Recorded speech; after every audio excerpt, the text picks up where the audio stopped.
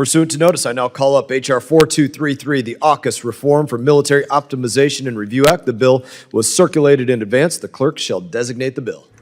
H.R. 4233, to modify provisions relating to defense, trade, and cooperation among Australia, the United Kingdom, and the United States. Without objection, the first reading of this bill is dispensed with, and the bill is considered read and open to amendment at any point.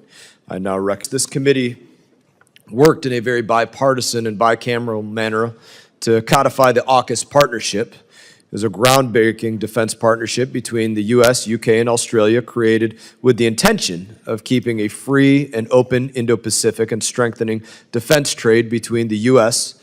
and some of our closest allies.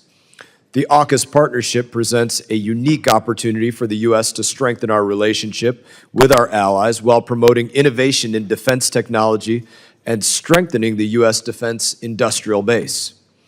While Congress codified the AUKUS partnership last year, AUKUS has faced numerous challenges in its implementation due to what we often see as bureaucratic red tape. Through the Foreign Arms Sales Task Force, members have heard from the AUKUS embassies, as well as defense companies utilizing the expedited process created by the AUKUS legislation. In each of these engagements, the same concerns have been raised over and over again.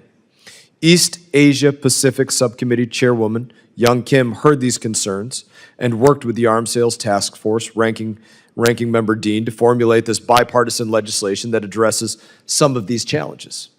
The Armor Act will ensure that U.S. defense industry and our AUKUS partners are able to take full advantage of the benefits of this groundbreaking defense agreement. Is there any further discussion on the bill? Ranking Member Meeks. Thank you, Mr. Chairman.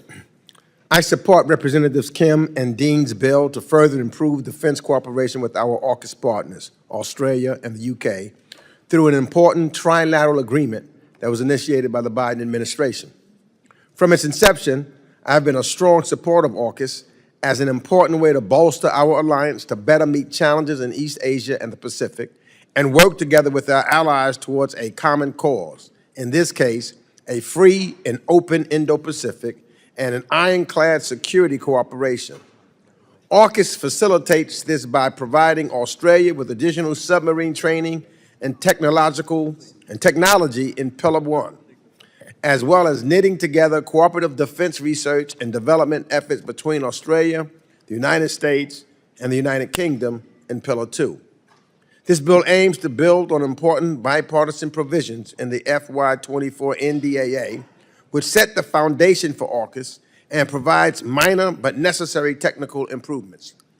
Principally, it clarifies and enshrines the ability for AUKUS partners to re-export and retransfer defense material and technology within the AUKUS construct through established channels with necessary safeguards. It also provides technical fixes and clarification to the already strong bipartisan AUKUS foundational text. As the Trump administration conducts its belated review of AUKUS, and many of us here in Congress on both sides of the aisle look forward to seeing AUKUS continue forward. This bill is a helpful contribution to its shared goals, and I thank the authors of it, and I yield back the balance of my time. Gentleman yields back. Gentleman yields back. Any further discussion? Representative Kim.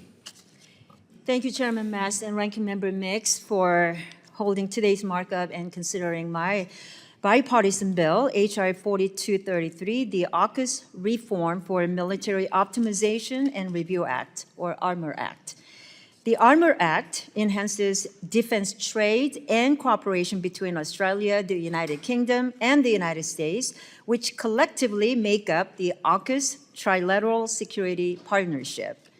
Since 2021, the AUKUS Security Partnership has been a cornerstone of our collective defense strategy, fostering collaboration on advanced technologies like nuclear power submarines, AI, and hypersonic capabilities. Unfortunately, current barriers, including outdated export controls and bureaucratic hurdles, slow the sharing of critical defense technologies among our trusted allies. H.R. 4233 removes these obstacles, enabling faster, more secure transfers of defense articles while maintaining essential safeguards to protect sensitive technologies.